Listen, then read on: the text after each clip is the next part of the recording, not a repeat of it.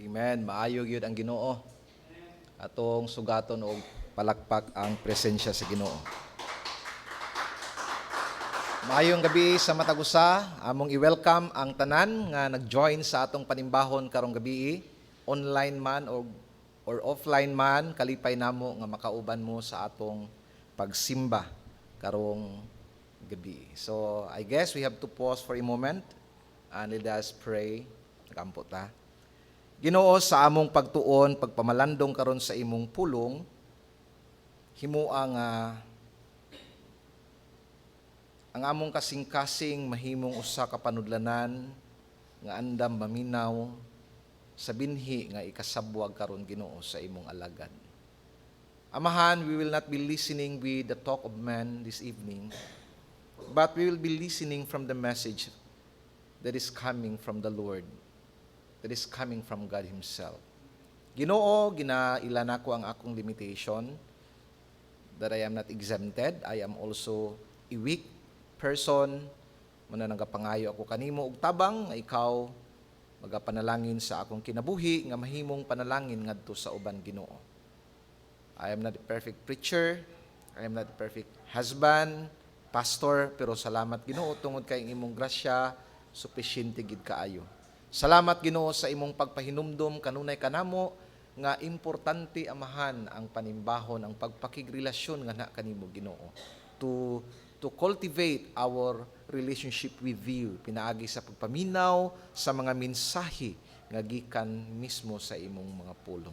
Ginoo, karong gabi ubani kami, hinaot unta nga masimba kanamo, masayra namo Ginoo ang imong hingpit nga kabubuton alang sa matag usa kanamo. Among ginabalik ang tanang dungog ug himaya diha sa ngalan sa Amahan, sa Anak, og sa Dios nga Espiritu Santo, kitang tanan mingon og Amen. Amen. So palihog kog comment diha sa mga nagtanaw sa ato sa online, maayong gabi sa matag usa. So again, we are embarking into a new series about the book of Romans.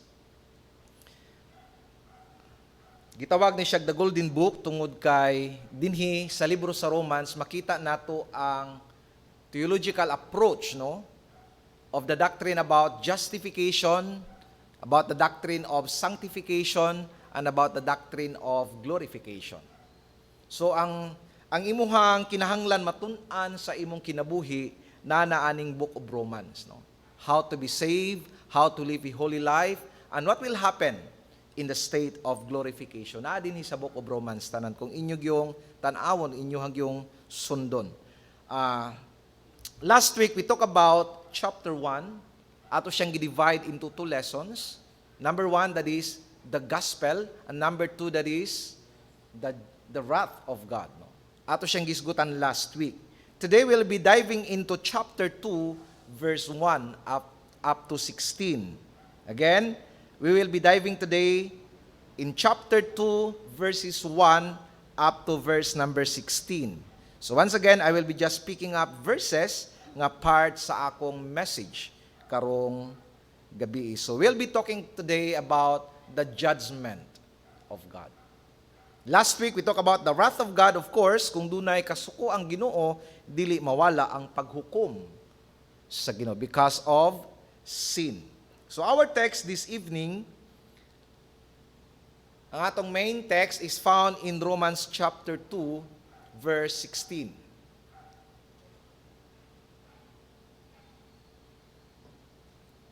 Okay, in Romans chapter 2, verse 16, it says, "On that day, when according to my gospel, God judges the secrets of men by Jesus Christ."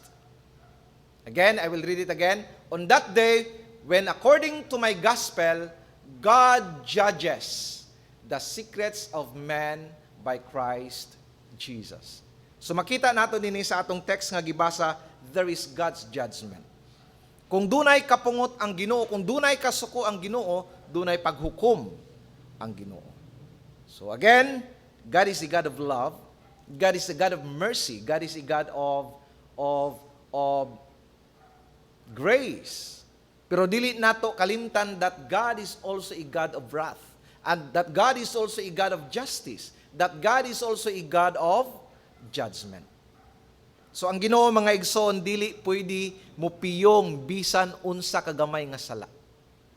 There's no under the table sa Ginoo when it comes to sin.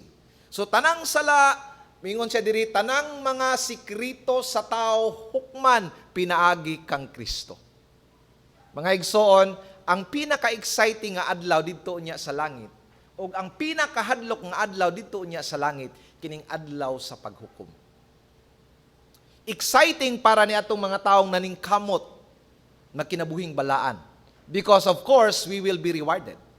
Katong naningkamot in taon, nagalagad, naningkamot in taon nga mga lagad magigugma sa Ginoo. Of course, that will be an exciting day because there will be rewarding in heaven. Pero sa atong mga tao nga nagpadayon pagbuhat og mga salawayong mga butang, this is the most horrific kining time.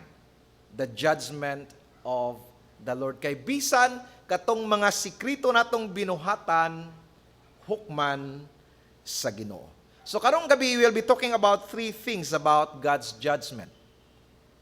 Tulo ka butang about the judgment of God. Number 1, I will dive in directly to my first point. The standard of God's judgment. Unsa ba ang standard sa Ginoo when it comes to His judgment? Unsa ang gamiton sa Dios nga kanang gitawag natog patukuranan sa iyahang paghukom? Igsoon, God's judgment or God's standard about judgment is so high. It's so strict. It's hard. It's tough. It's sharp. Walay bisan gamay nga sala nga makalusot didto unya sa langit mga igsoon. It's tough, it's hard, it's sharp. Dinhi sa yuta, daghag mga sala nga dili nato mabantayan. Pero dito unya sa langit, bisan unsa kagamay ang imong sala, dili makalusot. Why? Because God's standard about judgment is so high. Igsoon, usa ka nakabuta nga magpahinumdom sa ato. Nga walay white lies dito sa langit. Walay puti nga sa walay gray nga sala didto sa langit. Okay, now, what is the standard of God's judgment? Number 1, it is based on the reality. Ang paghukom sa Ginoo base sa kamatuoran. So, ang standard of His judgment is the reality, the truth. It is found in verse number 2 of chapter 2 of Romans. It says, we know that the judgment of God rightly falls on those who practice such things. Ingon siya diri, kabalo kita, nga ang paghukom sa Ginoo sigurado nga matagamtaman ni atong mga tao nga naghimo sa mga salawayong mga butang. Sigurado. It's imminent. It's sure. Walay makalingkawas nga mga daotang mga tao. Because ang paghukom sa Ginoo pinasikad sa kamatuoran.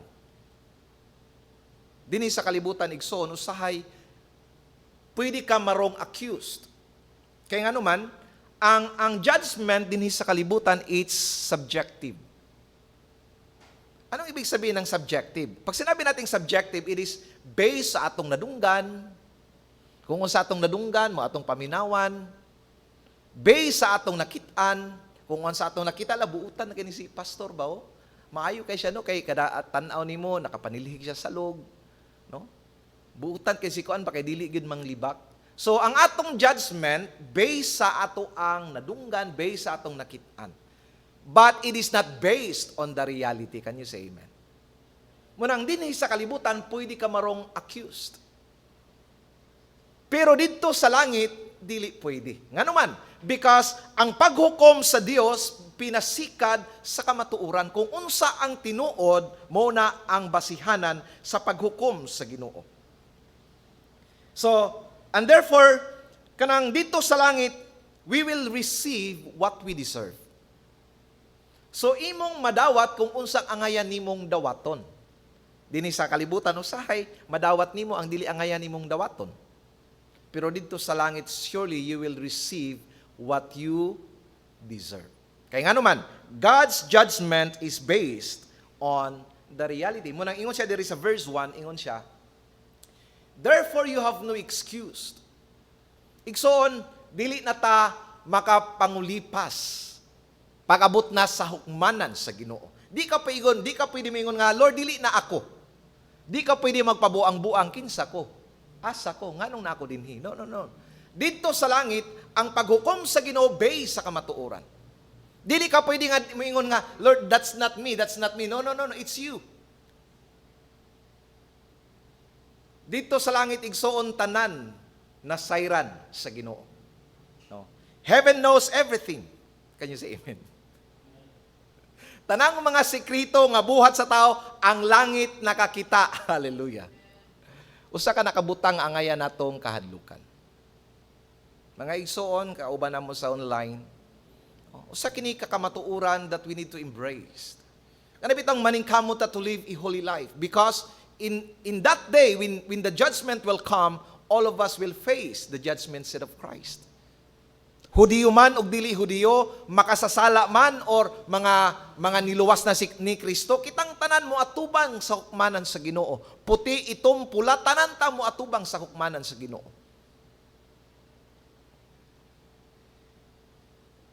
In verse 16, muna yang giingon. In chapter 2, verse 16,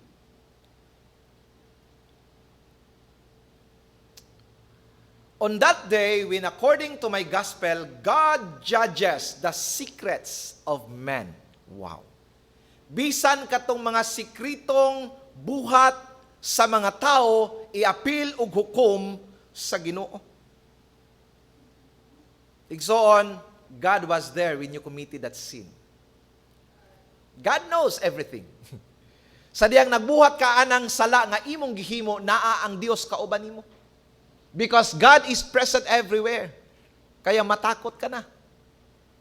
Dili ka na pwede mangulipas, di ka na pwede manghunaw dito sa langit, di ka pwede magpabuang-buang dito sa langit. Lord, kinsa ko, asa ko, nganong na ako dinhi?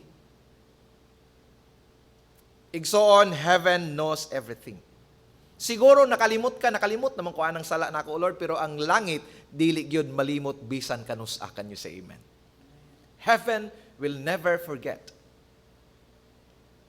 Tanang binuhatan sa tao, hukman sa Ginoo, didto sa langit. Kana magtanaw kog basketball sa NBA, usahay mo reklamo ta sa referee. Grabe ref. Obvious man to nga klaro kay nga foul, tuwag gi foul. Mo reklamo ta. Kay tanaw nato nga foul man to kaayo, Ginoo, offensive man to kaayo ref, pero nganong wala man gipituhan. No. How much we desire nga ang atong nakitaan pod unta sa mga referee kay lahi manggod ang vantage point sa didto ka sa duol kung didto ka sa layo. When you look at kining afar, halos makita nimo ang tanang gakahitabo sa court.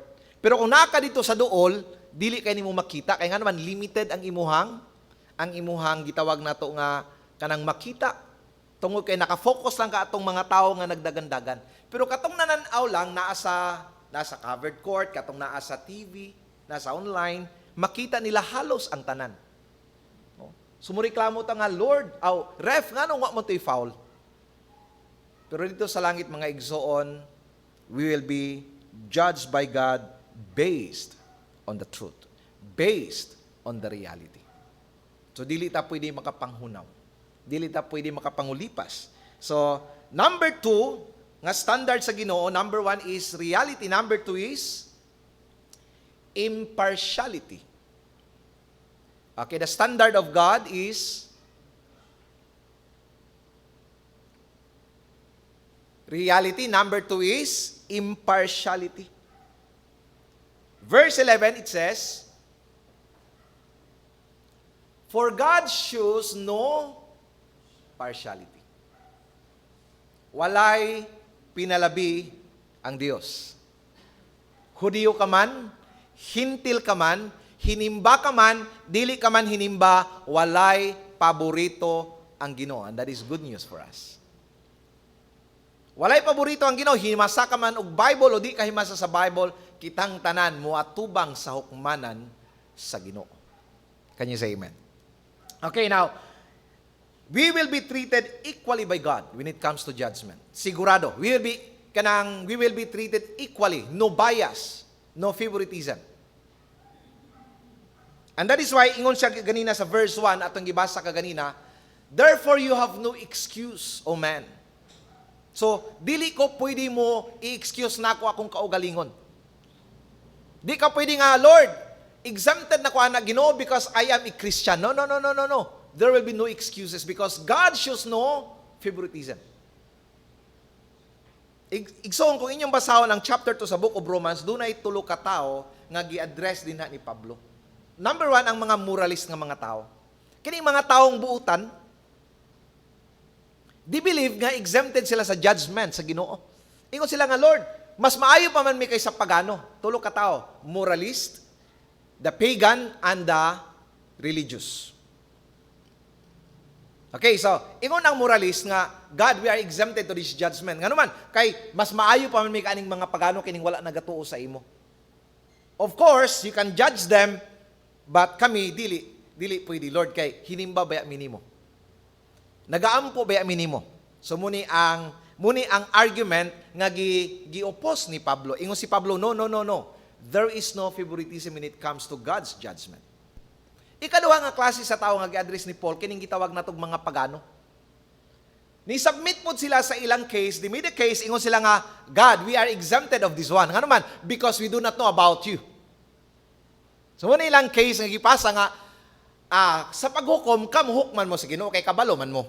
Pero kami, inusinti man mi, ignoranti man mi, we will be exempted with the judgment of the Lord.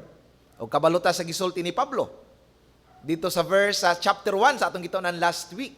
Last Sunday, ingon dito nga, walay excuses ang tao nga naman, kaya nagpadayag na ang tao sa iyahang mga binuhat sa iyang creation. Ang Dios nagpadayag, pinaagi sa atong konsensya o pinaagi sa iyang mga binuhat. So, Paul is addressing this kining gitawag natog mga myth, no? Kanang mga panghuna-huna sa tao. Because they wanted to escape from the judgment of the Lord. Okay, ikatulo nga tao, kining gitawag natog mga religious sector. Mga Pariseo, mga Sadduceo, they believe, ingon sila nga, we will be exempted sa paghukom sa Ginoo. Kaya nga naman, kami ang nagatudlo sa balaod sa Dios. So kay kami man ang nagatudlo, ingon siya, exempted me sa paghukom sa Ginoo. Ingon po si Pablo, no. Tanan kita hukman sa Dios. Binaagi sa atong mga binuhatan. Okay, now, for our information, mga igsoon, judgment is not man's business. It is not our business. Judgment is God's business. Can you say amen? Wala tay katungod nga muhukom sa atong isig katao. I don't have the right to judge other people. You don't have the right to judge other people. Why? Because kitang tanan mo atubang sa hukmanan sa Dios. This is not our business. Judgment is God's business. In verse number 3, ingon siya, do you suppose, O man, you who judge, so ingon na itong mga naggahukom sa isig katao, you who judge those who practice such things and yet do them yourself, that you will escape the judgment of God? Ingon siya nga, kamo ba? Kusog kay mo maghukom sa inyong isig katao. Nagatuo mo nga makalingkawas mo sa paghukom sa Ginoo kung kamo po nagabuhat sa ilang gipanghimo. So dinhi makita nato igsoon that God's judgment is unexcusable. God's judgment is unescapable. It's intense and imminent. Can you say amen? It's intense. Pag sinabing intense, kana bitawng ang level sa paghukom sa Ginoo, layo ra ang level sa paghukom sa tao.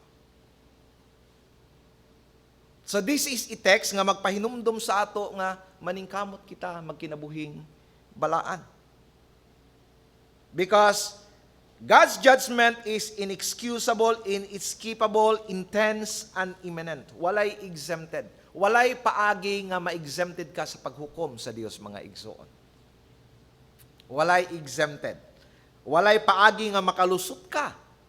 Dili daghang makalusot, no? Nay angayang silutan nga wala na silutan, nay dili angayang silutan nga maoy na silutan. Pero dito sa langit, no, no, no, no, no, no. It is based on reality and it is based on impartiality. Can you say amen? Okay, the Bible said, it is appointed unto man once to die, and after that one is judgment. Igsoon, the Bible strongly affirmed that there will be judgment. It is appointed unto man once we will die, we will face God's judgment. So igsoon, it's time to change. It's time to live a holy life. No? Dili nato abusohon ang grasya sa Ginoo. Okay, that's number one. Number one, sa atong first point, the standard of God's judgment. Number two, the suspension of God's judgment. Dili ni suspension sa bike na ginabaligyan niya no. Dili ni suspension sa trooper. Dili ni suspension sa motor. The suspension of God's judgment. Sebo di po pasabot aning suspension. Okay, in verse number 4, atong mabasa dinhi. Or do you presume on the riches of His kindness and forbearance and patience, not knowing that God's kindness is meant to lead you to repentance. Igsoon, sa ubang translation, ang gisgutan niya diri nga, long suffering ang Ginoo. Slow to anger ang Ginoo. Okay, so, mga igsoon, makita nato dinhi that there is a delay of God's judgment. Sa diyang nakasala ang tao, wala dayon hukmi sa Dios ang tao.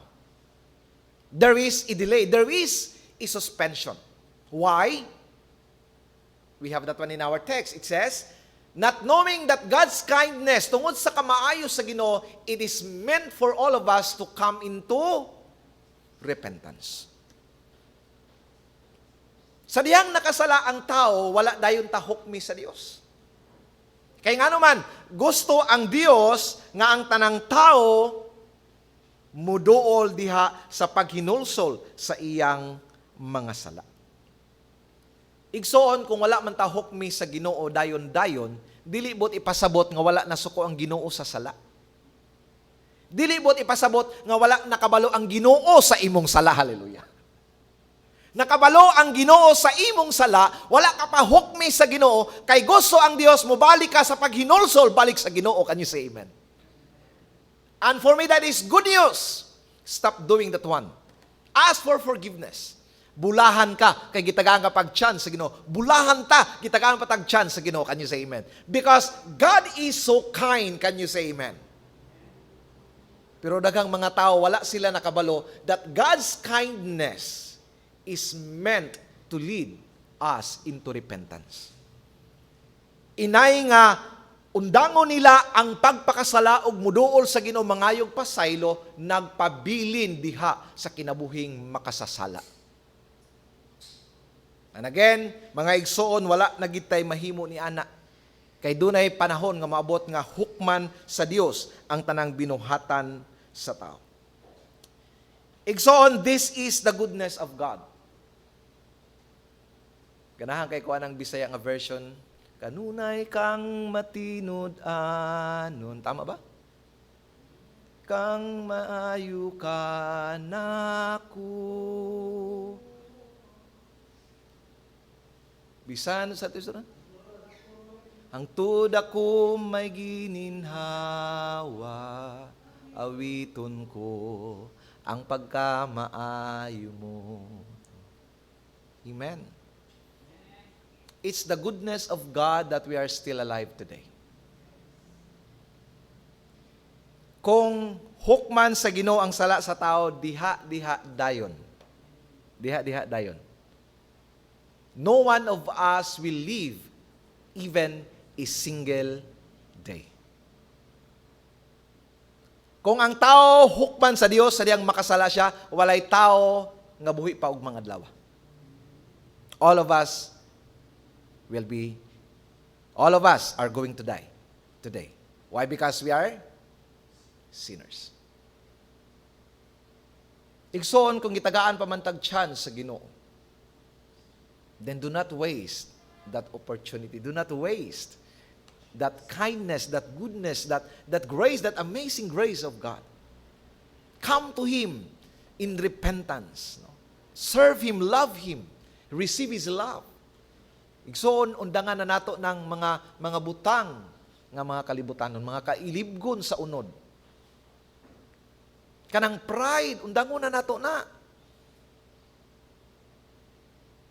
Magtigom tag bahandi dito sa langit. Dili bahandi din sa yuta. Igsoon, diri ra na sa yuta. Atong topic last Sunday, have a great exchange. Ayaw ikambyo ang mga butang langit noon sa butang yutan-on. Ako kaganina anak ko, nga Lord, kung magpasingot ng malangko, gusto ko magpasingot ka na ako'y reward sa langit. Hello, somebody. Kanang at least sington ko, napo ko'y reward sa langit. Naka-exercise na ko, na-reward pa sa langit. Nindot kayo mang lampaso sa simbahan. Oy. Exercise na, spiritual earning pa. Can you say amen? Di ba? Kung mukanta naman lang ko, mukanta ko katong mga kalantahon sa Ginoo. Enjoy pa ko, may reward pa ko sa langit.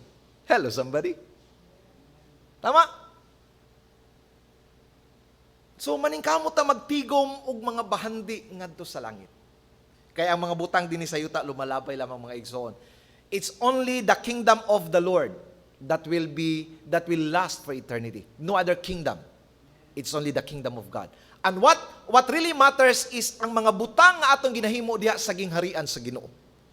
Kaya nga naman, mura ning gingharian nga dili gyud mapuo. Mura ning gingharian nga magpabilin hangtod sa kahangturan. Can you say amen? This is the only kingdom that will last for eternity. And that is why what really matters ang akong buhaton sa gingharian sa Dios. Magbilar-bilar naman lang ko. Ato na lang kong kuan katong makaangkon pa kog reward dito sa langit. Can you say amen? Enjoy ka pa, may reward ka pa sa langit. Okay, number 4. Ingon siya, or do you presume on the riches of His kindness? Kanang word nga presume, ang uban na despise. Or do you despise? Sa Bisaya na ang bot ipasabot ana mga igsuon, ang bot ipasabot ana giabusuhan. Giabusuhan sa ubang tao ang kamaayo sa Ginoo. Giabusuhan sa mga tao ang kanang puno sa grasya sa Ginoo. Giabusuhan sa mga tao ang gugma sa Ginoo. Instead nga maghinulsol sila, nagpabili ninon sila diha sa pagpakasala. Igsoon, katong nakapatay kag uk-uk, katong nakapatay ka, uk-uk lang. Wala dahing kapatya pod sa Ginoo. Nagpaawat ang Ginoo mga kagpasaylo siya katong napatay ni uk-uk. Katong inyong gitorture ang ilaga.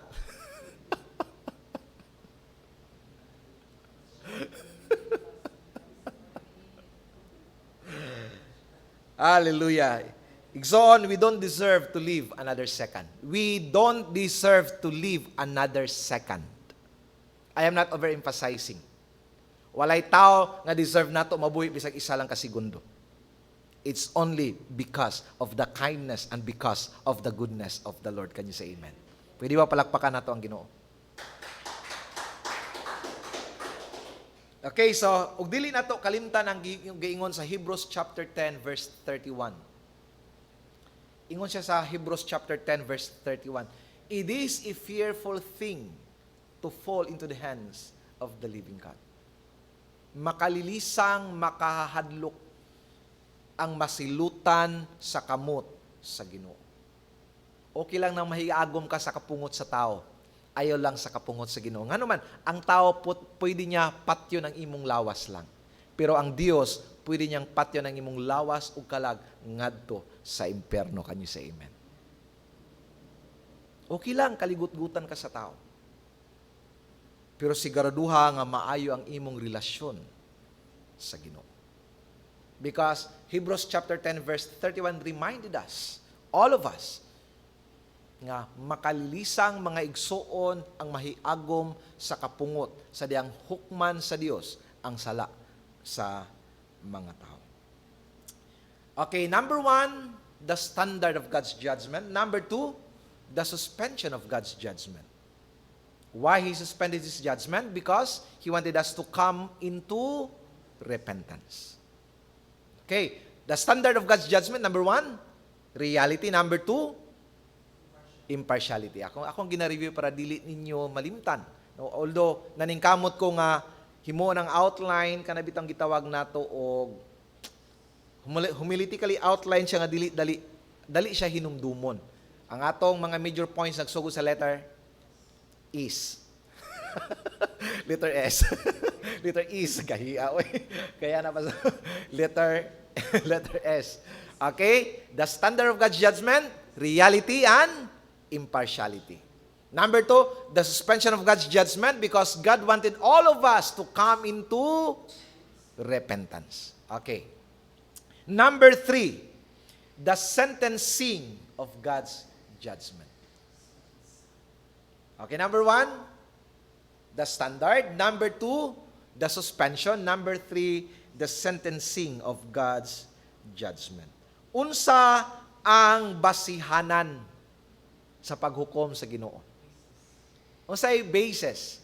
What do you think is the basis of the judgment of God?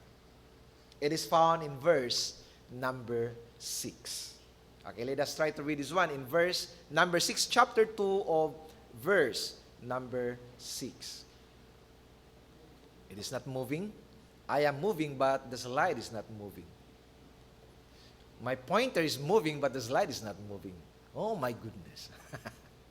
Okay, in chapter 2, verse 6, the word of the Lord says, He will render to each one according to his works. Magic word. According to our deeds. According sa atong mga binuhatan. Igsoon, ang tan-awon sa Ginoo ang atong binuhatan. Tinuod, ang binuhatan dili makaluwas sa tao. Pero, importante ang binuhatan kay nganuman diha manukad ang paghukom sa Ginoo. Can you say amen? I am not saved by works, but I am saved for works. Wala ko naluwas pinaagi sa maayong buhat, pero naluwas ko para sa mga maayong buhat. The purpose why God saved me is for me to become a doer of good works. Sa book of Ephesians, ingon siya nga, dugay nang giandam. We are God's kanang workmanship prepared for good works. Kitang tanan. Gusto sa Dios nga luwason. Gusto sa Dios nga maluwas kay nganuman, dunay giandam nga mga maayong buhat ang Dios para atong buhaton. So igsoon, ang basihanan sa paghukom sa Ginoo ang atong mga binuhatan. So again, I would like to clarify this one, ha? Ang maayong binuhatan, dili makaluwas sa tao. Pero, naluwas ko para sa mga maayong binuhatan. Wala ko naluwas pinagi sa mga maayong binuhatan, pero ang maayong binuhatan, importante kay diha manukad ang paghukom sa Ginoo sa mga tao. Okay, now, bisan unsa ang atong buhaton dinhi igsuon sa kalibutan, dunay eternal value. Everybody say it with me, eternal value. Say it one more time, eternal value. Palihog type diha sa atong mga viewers nga nag-join sa ato sa online, eternal value. Tanang gibuhat nato dunay eternal value. Ang imong paglingkod dinha karon igsoon dunay eternal value. Dunay consequences dito sa langit. Ang pagpagamit nato dinhi sa atubangan, pagtugtog aning mga instrumento, dunay eternal value. Ang paggamit nimo sa imong cellphone, dunay eternal value. And the good thing is this one. It is a good thing para sa mga taong nagbuhat og maayo, it's a bad thing para sa mga taong nagbuhat og daotan. Ngano man? Tanang binuhatan sa tao dunay eternal value, whether good or bad. So tanang gibuhat sa tao, ang imuhang pagpangluwa dunay eternal value. Tanan. Yeah. Kung doon na kay gilud-an nga imong giisig ka tao, doon na eternal value. Everything. Ang imong pagkaligo, doon na eternal value. I mean, everything that you do on earth, it has an eternal value. It has an impact in eternity. Can you say amen? Ang imong pagpananaw og TV, depende sa imong gitanaw, doon ay eternal value. I am not talking ang tanan natong gibuhat, doon ay good eternal value. Ang akong gisulti, doon ay eternal value, whether good or whether bad. Manang ingon, pag-abot dito sa hukmanan sa Ginoo, tanang gibuhat sa tao moagi sa kalayo. Katong mga binuhatan nga wala nakapasinungog sa Ginoo, sunugon pinaagi sa kalayo. Kabalutana. Okay, now. In 2 Corinthians chapter 5 verse 10,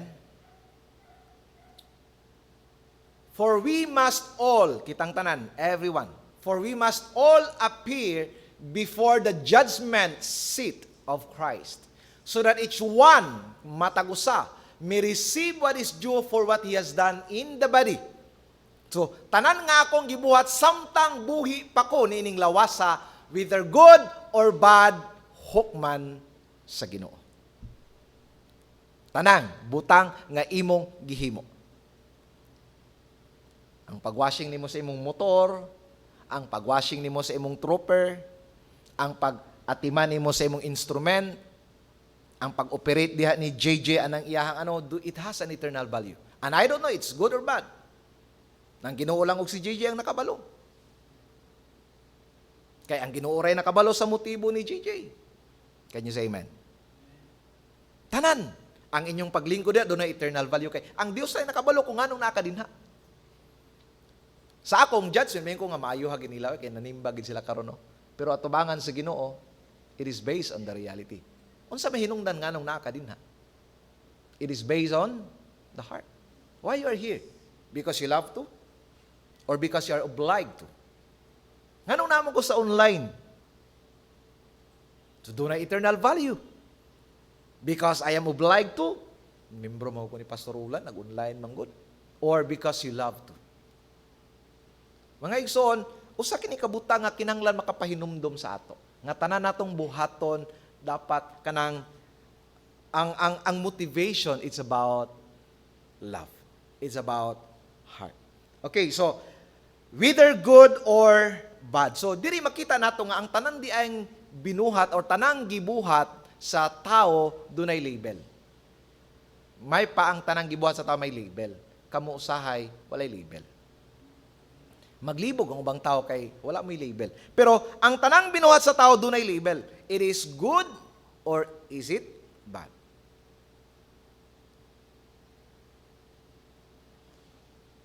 Ang imuhang pag-ampo kaganina, good or bad? God knows, siya lay nakabalo. God, He's the only one who knows. Ang imong pagkaon kaganina, good or bad? Ang Dios lay nakabalo. Ang imuhang pagbabasa siguro sa imong Bible, it is good or bad? Ang Dios lay nakabalo. Ang imong pagtrabaho, is it good or bad? Ang imong pagnegosyo, is good or bad? Ang imuhang pagpangalagad sa Ginoo, is it good or bad? Because nga siya diri, what we have done in the body, whether good or bad, so it will come to pass. Hukman sa Ginoo.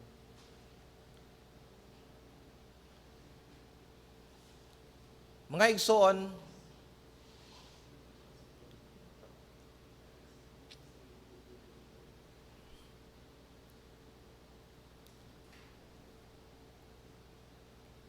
gusto na ko i-emphasize this one very important thing.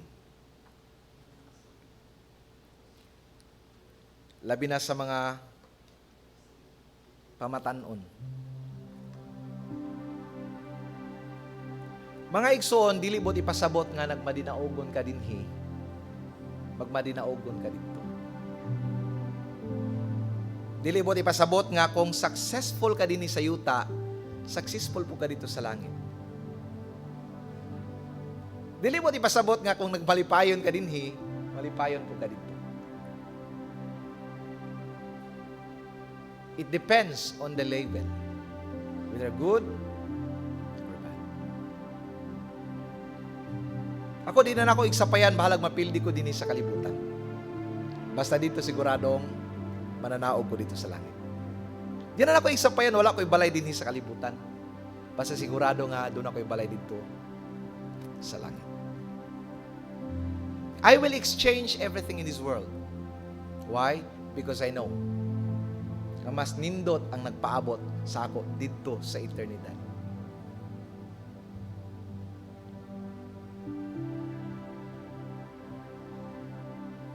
Muna'y makalilisang mga igsoon. Your success in here might be your failure in there. And it strikes me. It burdens me. Magtanaw sa kinabuhi sa mga tao. So busy preparing for the future. They forget ang tinuod na kaugmaon na mao ang eternidad. So busy building up for the future. Forgetting what really matters, and that is eternity. Igsoon, this 1 hour of service nga naa ka karon sa simbahan. This is only 1 hour and 30 minutes. But you really don't know the consequences of this one in eternity. It might be the consequences of this one in eternity is a joy for eternity. Naglingkod lang ka for 1 hour and 30 minutes. But you will reap a harvest in eternity for eternity. Can you say amen? Can you say amen? Na, sa dayang na malandong ko ani, I was so moved. Basta buluhaton sa gingharian sa Dios, basta buluhaton sa Ginoo, let us do our best. Ang akong pagtugtog sa gitara, that is only 15 minutes. But I might be reaping a harvest of joy sa walay katapusan.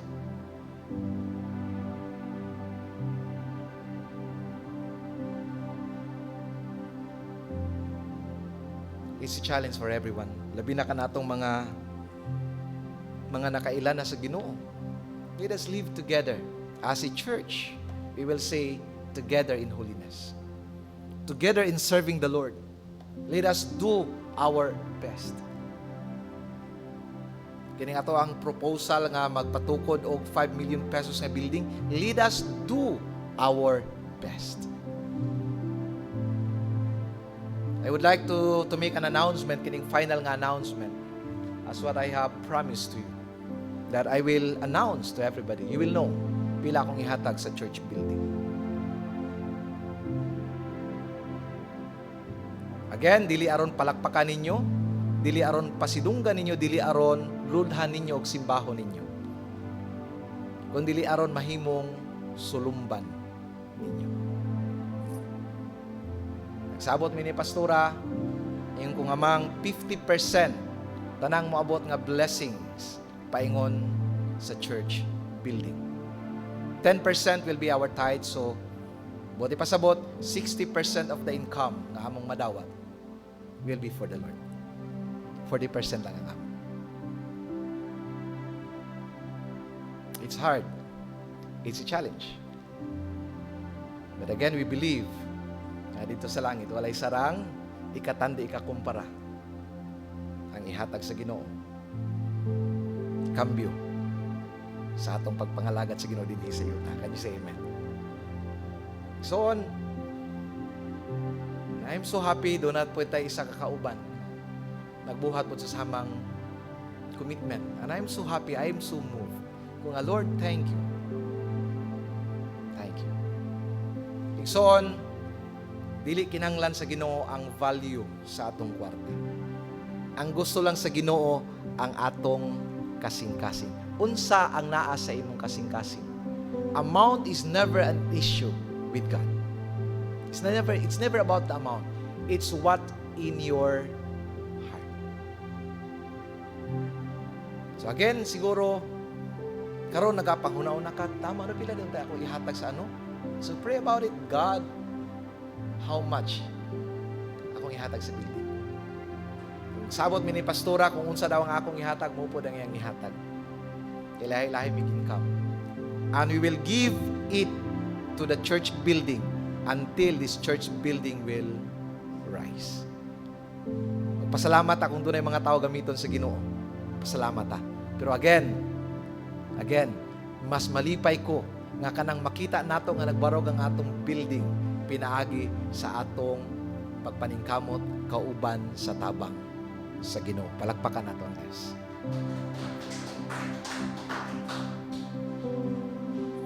So let us always have an eternal mindset. A mindset of eternity. That everything that I do in here will be having consequences in there. Whether good or whether bad. So, always have an eternity concept. Nga doon nagig ko'y madawat ani sa eternidad. Maayo man or dautan. No excuse, no escape. It's imminent.